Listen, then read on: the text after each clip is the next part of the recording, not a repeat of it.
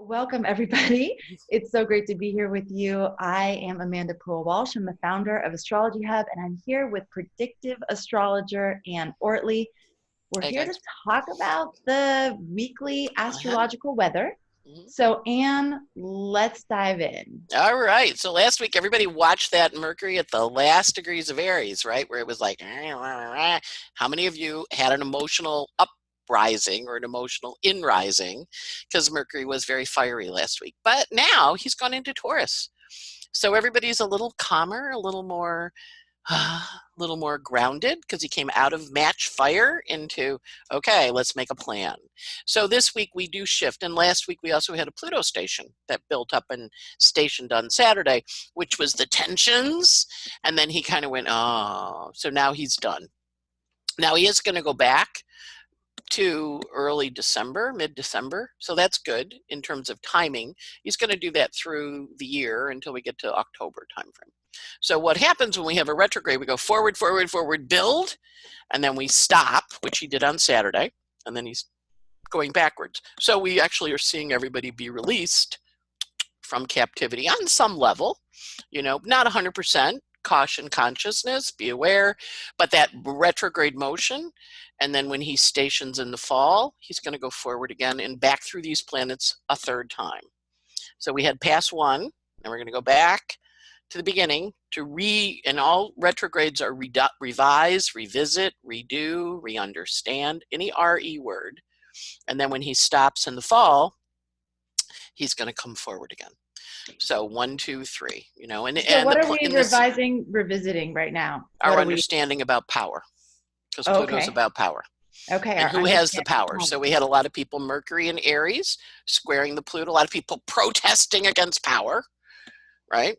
Power is Pluto's power, and Mercury's protesting. And I said, last week, watch what the news was last week and the week before, because the Sun was doing the protests, and then Mercury was doing the protests. So we were getting clued in about what to do. And so now we've been told what to pay attention to. And so now we pay attention because when we get to the summer, we're going to be dealing with the planet of action, war, and aggression around the same issues.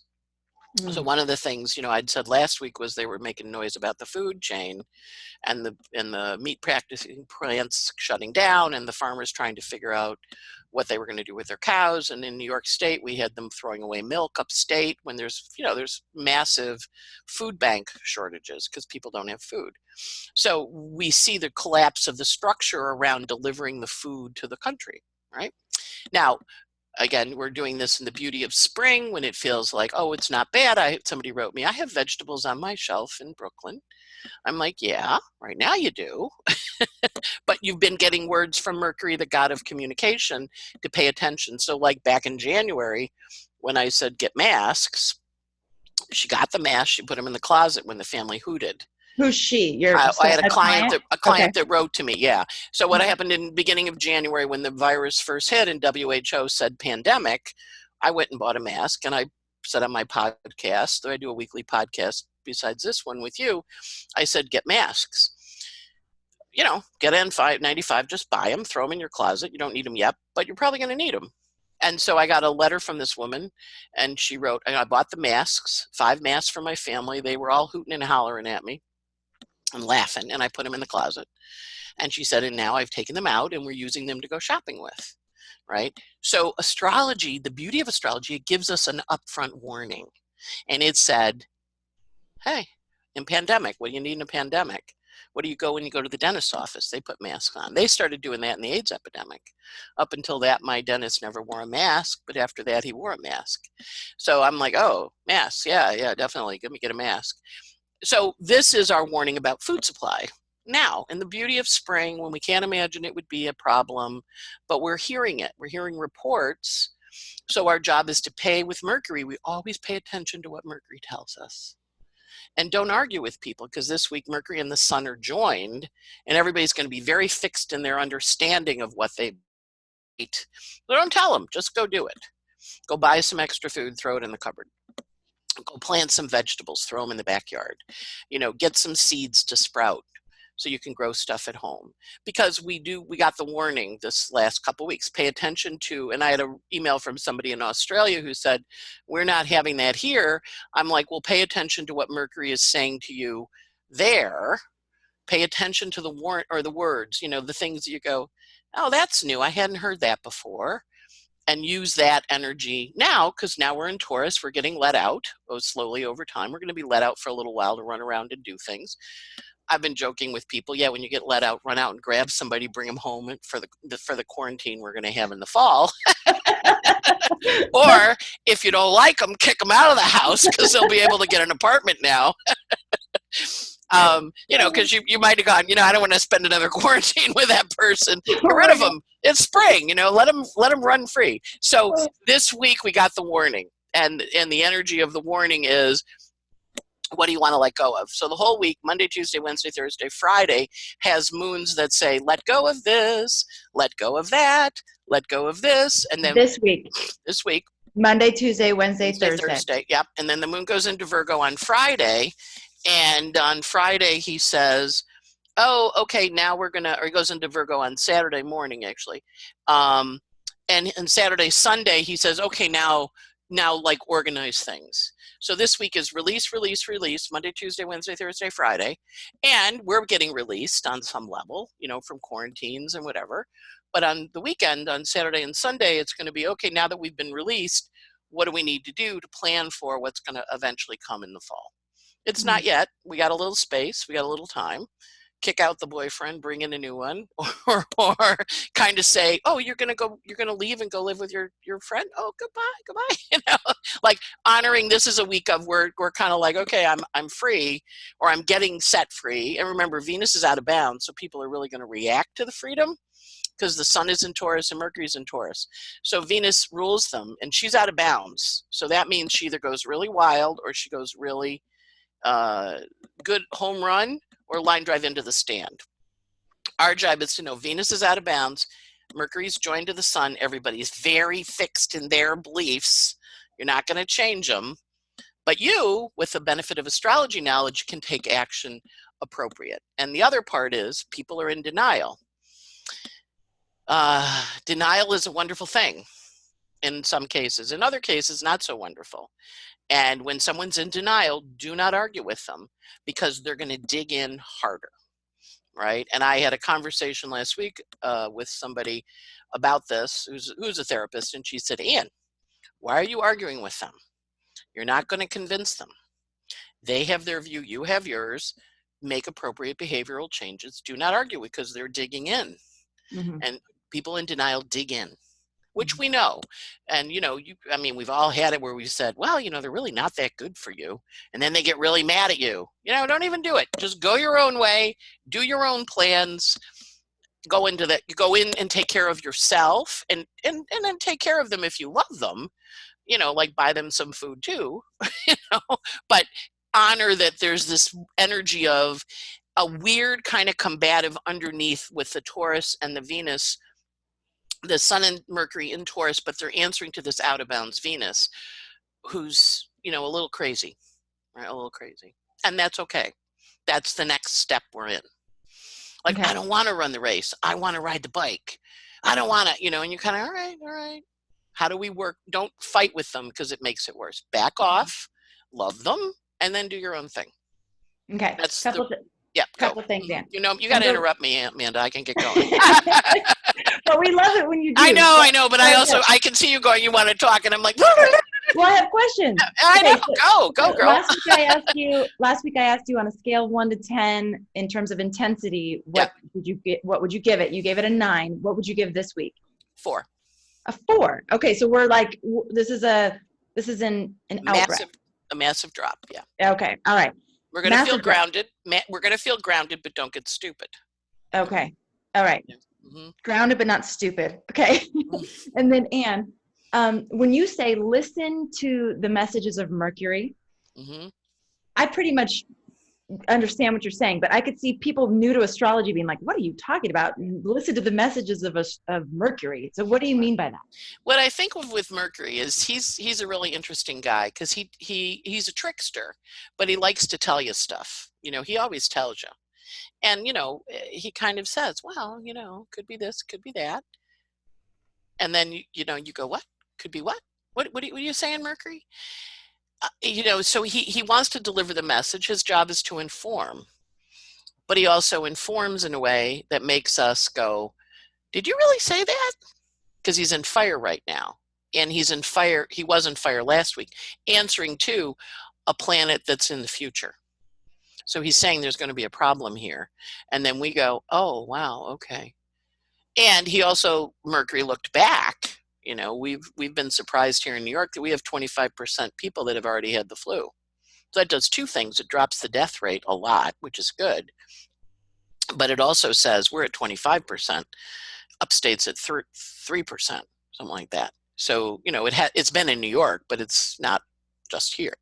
We got news from New Zealand that they eliminated it because they did social testing and they contact traced, and New Zealand has declared itself COVID-free, right? They're like, we cleared it out. But it's a smaller country, but she took very aggressive action, contact traced everybody, and said, we're done. So we're getting all kinds of news from all different places. So your job is to pay attention to the news you get and pay attention to the news that you go, really, food shortages, that's interesting. Okay. And we look at South Dakota, a state that's very empty. Where are all their COVID cases? In the meatpacking plant, right? So that's shut down. So then we say, okay, we stop sending meat out. What does that do? It's not going to be right now, but we're seeing a disruption. And they actually took an ad out, Mercury rules ads. Tyson took an ad out in the New York Times, mainstream media, lamestream media, whatever you want to call it, said, hey, we're going to have food shortages, people, right? And so that the producer of meat is saying we're going to have shortages. I mean, They know what they're talking about. It's kind of like when the WHO said, hey, there's a pandemic. And I went, okay, let me get a mask. Like you want to pay attention to the news. So Mercury always tells you don't always have to agree with him. And you may find, like my client did, that her family hooted and hollered when she bought 5 N5 masks. She put them in the closet, but now she's using them. So the idea is go put it in the closet. You got the warning. They're going to let us out to go do stuff. Get rid of your bad roommate. Bring in a new one. You're making the adjustments now over the next couple months until we get to August. And so we're going to watch the news as it gives us work. But Mercury, of course, also is what we believe about things. And so he's our belief systems, he's our understanding, he's what we hear, why we know it. So when I've kind of talked to my friends about why we're not taking the pandemic particularly seriously here in the United States, is we've never had one. Europe has them, and they have a history system that trains them about bubonic plague and all these. So they know, okay, go do this, take care of yourself, and then release. So it's we want to kind of watch where people are dug in, but we also want to pay attention to what we learned. Mm-hmm. And so what I learned was, I'm not a big meat eater anyway, but I try and use it as a condiment, but just pay attention, that can also be everything as this thing takes off. Yeah. Right. Well, so one of the things we talked about this last week. Yeah. And those of you who tuned in last week, you heard Anne say for the first time, hey, the themes that are showing up now are going to revisit in the summer and amplify, like more. So they're going to intensify. They're going to be huge. So I have to tell a story though. Yeah, tell a story. This is how we learn. People learn storytelling. Yes. Okay. All right. Well, I'm gonna tell an embarrassing story. That's kind. To make myself the sacrificial lamb to warn you about. Don't do what I did. Okay.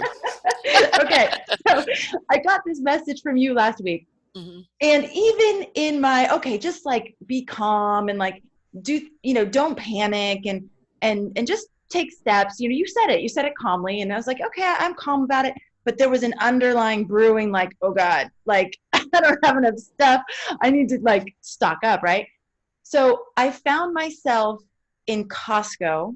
Mm-hmm. Literally, like a lot of people who have been listening to me for a long time, how much I hate Costco anytime. But Costco in pandemic time is just like my worst nightmare on this planet. It's just, so I find myself there in this awful line with like loudspeaker blaring messages. It just felt so gross. went in, ended up buying things that I do not need or want or would never eat normally, so I end up getting the almond milk that has the extra sugar. Don't realize it until I get home. I end up getting this water boiler thing that uses LED lights, and not super into it. End up returning it. So now I'm at Costco twice because I have to go there. Costco nightmare, right? Yeah. And now there's twice. But I could feel that, like, ooh, that bubbling, and then there's this like spiral that happens, right? Like it's like this spiral of fear and panic. I was able to pull myself out of it eventually by just listening to inspiring music, listening to inspiring teachers and spiritual teachers and stuff. But all I want to say is we can be prepared. What I didn't do was the one thing you said, which was make a plan. Make a plan. I went to Costco and was like, I just need stuff. I end up with a bunch of stuff that I don't need. So it's make the plan and then execute the plan. So if the plan is every time I go to the store, I'm just going to pick up 3 more cans, whatever, and that's 1 more day for one of my children if I need it, if I need it. But map it out and like actually have a plan, and don't do the downward spiral thing. And if you find yourself doing the downward spiral, just think of me and laugh and then pull yourself out. Okay. Having to go to Costco 2 times. Yeah. Yes, and exactly. that's the beauty, is we do have time. We've been warned. It's like we got warned by WHO, there was a pandemic coming, and I'm like, I heard it. Why did nobody else hear it? Right.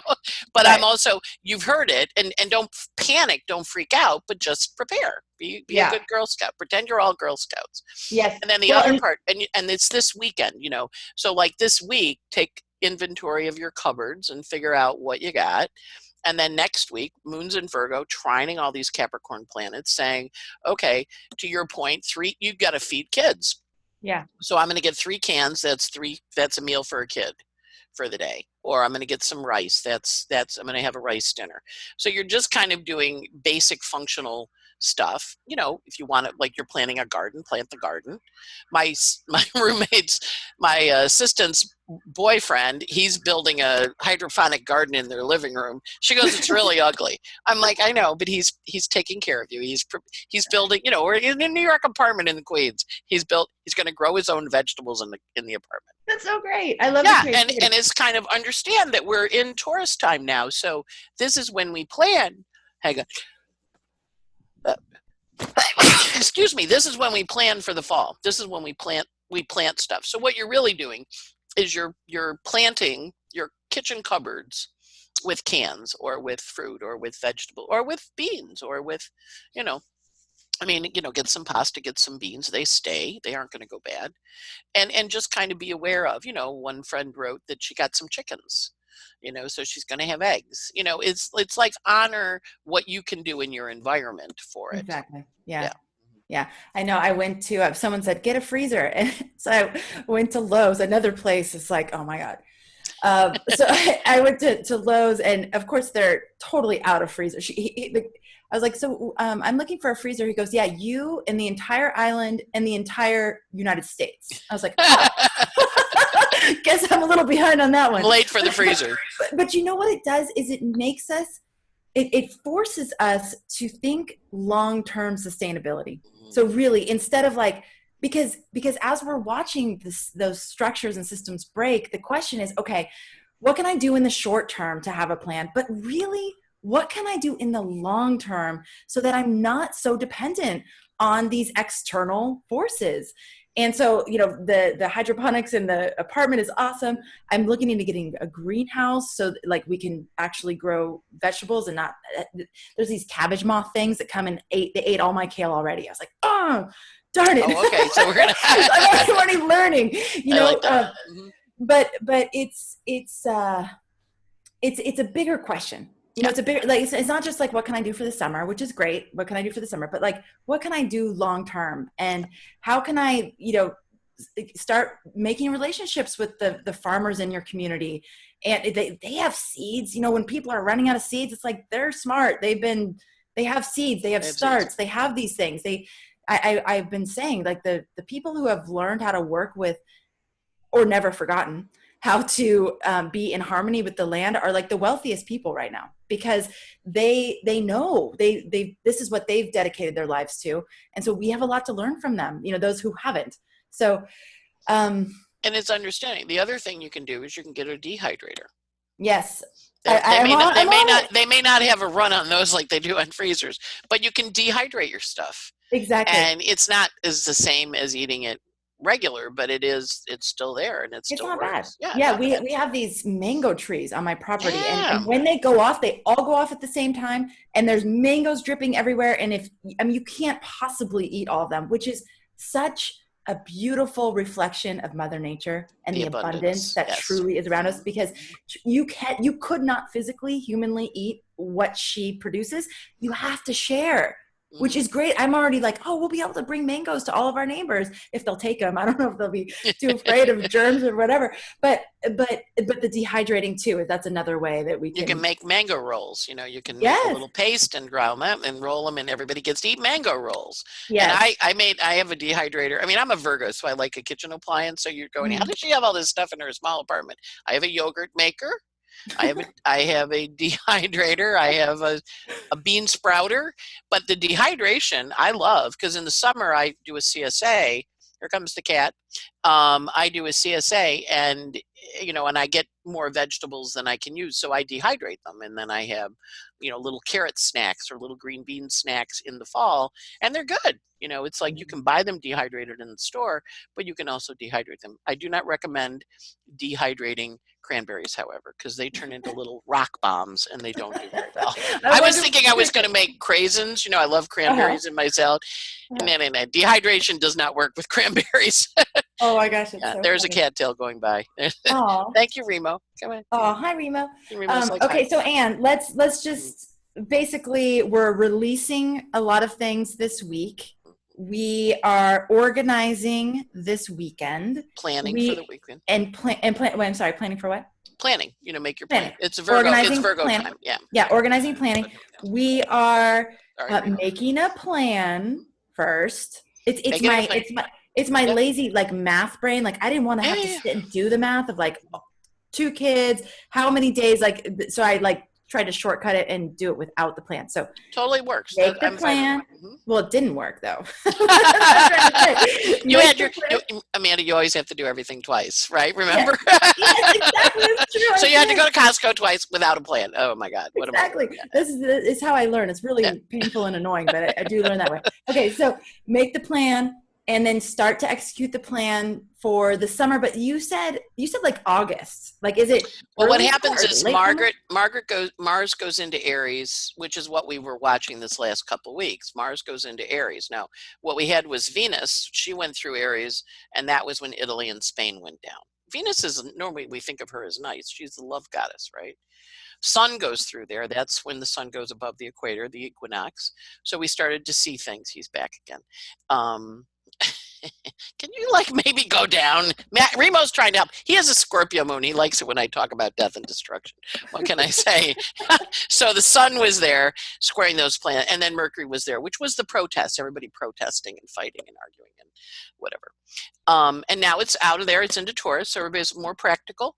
So what's going to happen is Mars is going to go into Aries on June 23rd, but he's going to be in Aries till January 4th, which is why I said to you, Amanda, we're doing this for the year, right? Yeah. So he's going to go forward. He's going to aspect all these difficult planets in August, and then he's going to station on September 9th. And then he's going to go backwards through them again from September 9th to November 13th. That's when we're going to be locked up. And then November 13th, he goes forward again. So you think you think that means we're going to be in quarantine again, September 9th to November 13th? Yeah. Mm-hmm. Okay. Only a meaner quarantine. Ooh. Okay. Well, it's Mars. These are the nice planets. Venus, Mercury, the sun, they're nice. Mars is the planet of war. It's the planet of action. It's how you get stuff done. And it's going to be fighting with the Capricorn planets. Mm-hmm. So it's a harder time. Yeah. Mm-hmm. Okay. So, we know it's coming. That's the astrology. They're kind of talking about it. I'm I've been talking about it. You've been talking about it. All the people on your podcast, talking about 2020 being a really challenging year. And Right. that's really the challenging time. What we've had so far, nothing. Nothing compared to what's coming. So our job is to be ready for it, because now we've been warned. So we go, okay, I've been warned. Now what do I do with it? Okay, everybody breathe. Breathe in, breathe out.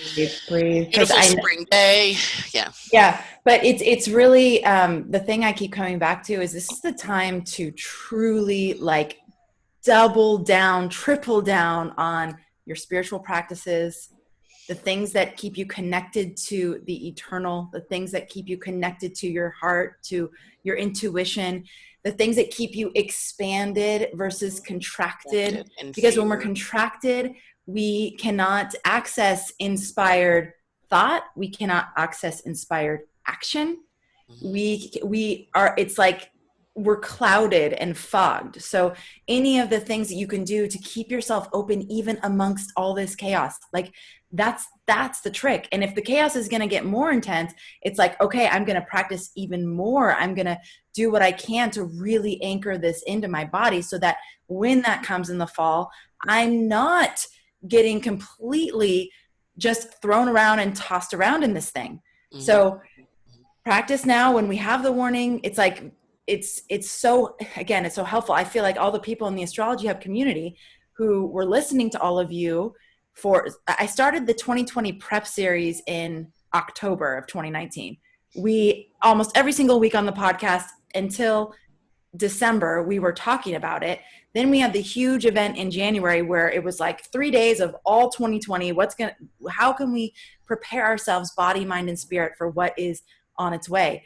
And now all of you who are tuning in, even if you missed all that, now you're tuning into the astrology now. So you're forewarned about what's coming later. But all of the community who were listening that whole time, they knew, like, this is not a surprise. It's always a surprise, like the exact storyline. It's not like, yeah, you never know quite what it's going to be. Yeah, it's not the exact storyline, but the energy, like the intensity of the energy. One of my friends sent me a text. She had asked me, it was right around the new year. And she goes, Amanda, what's going on for 2020? Like, can you give me the download? And so I wrote to her. I was like, massive change and transformation, regime changes of power, really uncomfortable, but being able to get comfortable with discomfort, extreme uncertainty.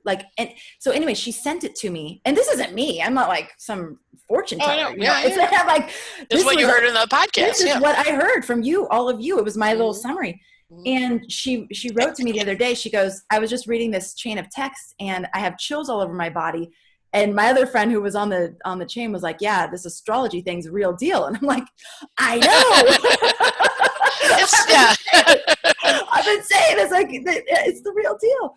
So anyways, let's do our best to stay. We got calm. We got till the end of June. We got time. We got 2 whole months, and then probably July too, right? But August, we really start to see it come to shape.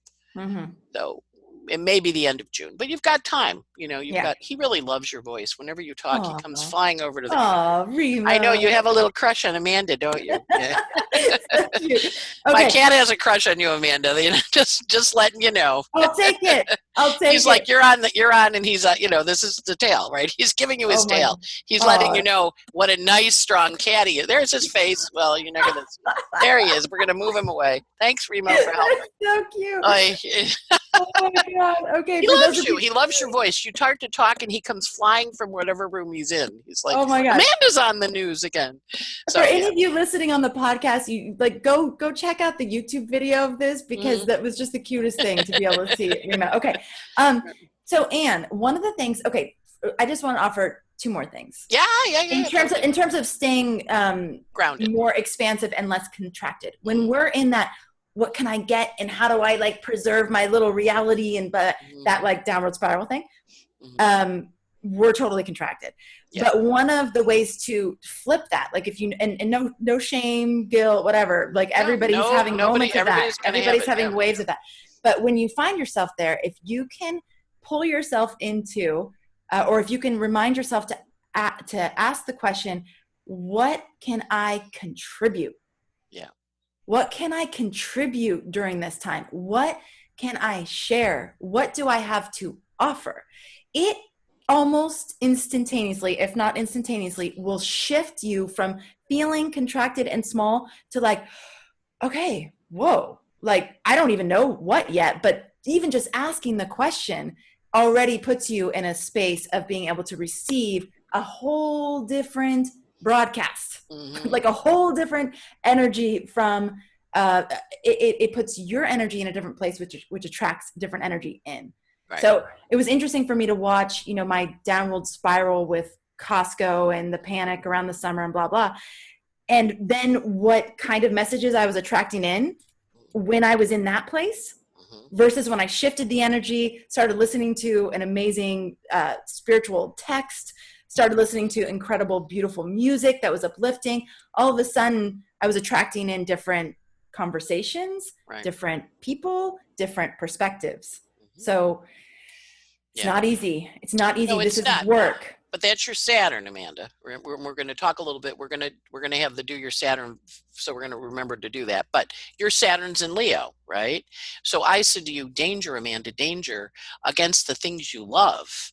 So your Saturn went, oh my God, let me go to Costco and buy food. And it went into lower, and Saturn rules fear. He rules fear. So when we're in fear mode, he is fear. That's one of his jobs. That's why everything's so be afraid, be afraid. It's not be afraid, be aware, be aware. And then what you said was flip it. And what did you do? You did Leo things. You listened to music, you meditated, you paid attention to beauty, you opened up to love. What can I give? Because Leo's a very giving sign. And it flipped it out.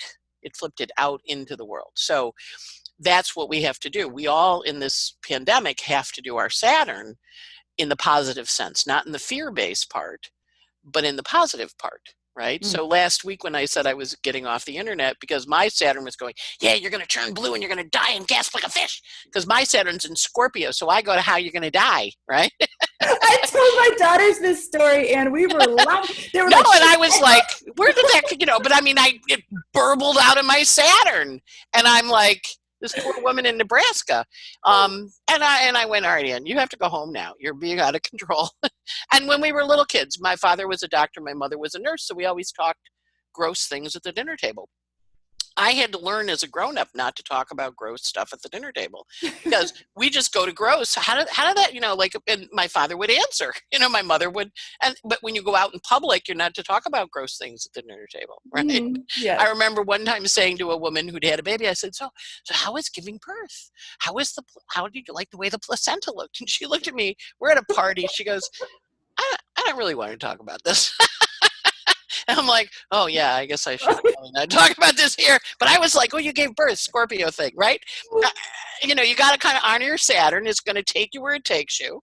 And then when it takes you there, in your case, buying extra sugar milk for the kids and stuff you're never going to feed them, you bring it back. And you go, okay, Saturn, okay, you and I are going to do what you really want to do, which is be creative. So what I really want to do is share astrology, right? Okay, that's my work. That's the positive form, as opposed to the scaring some poor woman about how she's going to die and turn blue like a Smurf. So everybody's got their path, is what I'm going to say. Yeah. Totally. Okay, so Anne, let's speak to that for a moment. Tell them what we're doing. Yeah. It was like 3 or 4 weeks ago. Anne said this is the time to be doing your Saturn work, and so many of you were like, what's my Saturn work? How do I know what my Saturn work is? How do I find it? What is it? So we have collaborated and come together and created a Saturn workshop for you. So Anne is, why don't you talk about the actual teaching piece of the Saturn workshop? What I've been saying for years and years to my clients and students and whatever, the goal of your chart, the goal of your life is to do your Saturn. And a lot of times people wonder what their purpose is, and it's your Saturn. If you do your Saturn, everything works well. And a lot of us like parts of our Saturn. It's stuff we do naturally, but then there's other parts we really don't like very much. So I did a podcast on doing your Saturn, and I mailed it to you guys, and you were like, wow, this is great. So we updated it for the current time. And Amanda, in her imitable fashion and added, okay, workshops and hand along slide. I'm like, wow, this is really gorgeous. So we have this set up for you guys to listen to and learn from. And then we're going to do a live Q&A and answering your questions on, what you learned from doing this webinar. So, yes. And so it's available for you to download, and I don't know what now you get to take over and tell about that part. Well, it's astrologyhub.com/Saturn. Oh, it's already up. Okay. Yeah, it's already up. If you Okay. are an Inner Circle member, you get a additional discount on this course. So check your membership portal for the discount code. Mm-hmm. If you're, we priced it really reasonably because we want as many of you to be able to take this as possible. And it includes it's about 2.5 hours of audio. We have slides and video slides. We have a worksheet that you can use that basically summarizes your Saturn and then summarizes the house placements and what they mean. And then you can actually use that worksheet to start to crystallize it for yourself. And then you can use that for all your family members too. Yes, they're all going to have Saturn in a different sign. Yeah, exactly. And this is a really easy way, especially if you've been studying astrology for a long time, you'll just love it because Anne's perspective is always so cool and tangible and easy to work with. If you're new to astrology, it's a great place to start because you're just looking at one placement in your chart. You can really get a lot of information from that one placement. So it's just an easy entry point if you're newer to astrology.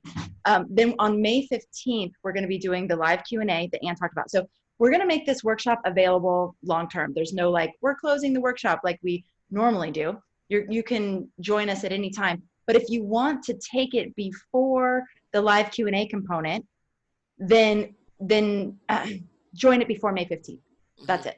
So join it before May 15th. You can send in questions too. Yeah, you'll be able to send in questions. If you can't attend the Q&A, send in the questions and we'll look at them. Send the questions in, and then we'll take that recording of the Q&A and add it to the workshop. So even if you join us in June or July, you'll still get to access it. You just won't have that opportunity to join it live and ask your question. But all the great questions will be asked. And usually it's, whatever question you have, someone else has had as well. So that is now available, which is really exciting. They work really fast over there. Well, no, you do. It's good. Yeah. And the thing is, I feel like, and this is probably happening for a lot of you, it's like with what's happening, it's much easier to focus on what's absolutely essential. Yes. And when you say something like people understanding how to work with their Saturn and do their Saturn right now is the most important thing. It's like, okay, how do we make this available, make this easy to access, make it, something that anybody could learn from. So that's what we did. So it's astrologyhub.com/Saturn, astrologyhub.com/Saturn. Inner Circle members, check your membership portal for the discount code. And we can't wait for all of you to join us for that. It's like exciting. So it, ask and you shall receive. It's good. It works really well. Yeah. Well, and then that question again, what can I contribute? What do I have to offer? What can I give? What can I share? How do I inspire? What can I bring to this? And that might be for you with your family. It might be with your community. It might be with, your business, whatever it is, maybe all of the above. Yeah. And it's where your Saturn is by sign and placement is your work in the world, because everybody born on the same day as you, but depending on where the Saturn is in their chart, they're going to have a different focus on their work or their purpose in the world. And I think if we know our Saturn, it makes an enormous difference. Back when I was first learning astrology, there's a great book by Liz Green called Saturn, A New Look at an Old Devil. And I bought that book. It was probably the first book I bought. And I read it and I went, oh my God. And I highlighted all these parts. And I went to a therapist who I knew. And I said, I want to work on this stuff. And I gave her the book. And she came back with the book and she said, read the white parts. The answer is there. You highlighted all the problems because we always notice the problems with Saturn. But it's like, read the white parts because that's the solution. So the white parts of your Saturn, your work in the world, are what you're supposed to do. And so I always remember that story as, and then you go, yeah, but then there's this other stuff that you can do to make the Saturn happy because that's what he is trying to teach you in this lifetime by house sign and placement. Yeah, Very so good. big. Yeah. All right, everybody. Thank you so much for joining us. Pay attention to what you can release this week. Then you'll be doing your organizing this weekend and making. Don't argue with people if they're Don't denying, argue with not denying, the time. Not the time to put your perspective and try to convince someone to see it your way. Definitely not the time to be doing that. Just act on your own behalf. Yeah. Yes. Well, and that's true anytime. Yeah. I mean, anytime, really. Like, does it ever work to push the way that you're seeing things? Or does it, if somebody asks you, hey, like, why do you think that? Or what information do you have that's making you see it that way? Then it's like open invitation. But if you're just like, boom, this is what I think and this is the truth, it's like, it's only makes those walls go up even stronger and higher. And remember, Saturn's in Gemini, so everybody's truth is their truth. Mm-hmm. You know, it's a very variable truth right now. So you have to listen to what is your truth. Right. Don't argue with them about their truth. Your truth is this. And their truth is their truth. Right. And that's okay. That's their truth. Not my truth. Can't make me do it.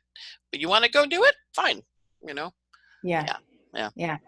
All right, everybody. Thank you so much for tuning in. If you'd like to get the summaries of all the special edition content that's happening each week, go to astrologyhub.com/podcast and sign up to get the weekly email. You'll just have really quick, easy links to all of the different content that we're putting out right now during this time. And join us for the Saturn Workshop, astrologyhub.com/Saturn. Yeah. And we'll see you next week. Goodbye. Have no shopping at Costco this week.